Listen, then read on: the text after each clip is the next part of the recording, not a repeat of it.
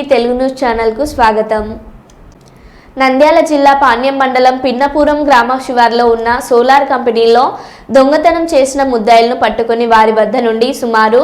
1,60,000 రూపాయల విలువైన సుమారు 240 కేజీల కాపర్ వైర్ను రికవరీ చేసిన పాణ్యం పోలీసులు. ముద్దాయిలు 1వ తలారి మహేంద్ర పిన్నాపురం గ్రామం పాణ్యం మండలం, 2 పోలూరు ఎల్లయ్య పిన్నాపురం గ్రామం పాణ్యం మండలం, 3 శీలం మహేష్ పిన్నాపురం గ్రామం పాణ్యం మండలం, 4 Sheikh Farooq VC colony Nandyal town, 5 ఇండ్ల మధు ప్రసాద్ చుక్కపేట నంద్యాల టౌన్, 6 షేక్ అక్బర్ బాషా నందమూరి నగర్ నంద్యాల మండలం.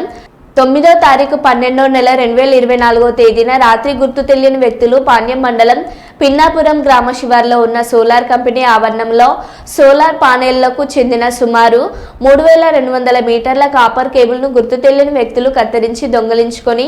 పోయారని కోలిమక్ మాన్సూర్ స్టోర్ మేనేజర్, వేరే కంపెనీ పిన్నాపురం గ్రామం పాణ్యం మండలం నంద్యాల జిల్లా అనువారు ఇచ్చిన ఫిర్యాదు మేరకు పాణ్యం పిఎస్ ఎస్ఐ నరేంద్ర కుమార్ రెడ్డి గారు కేసు నమోదు చేసినారు.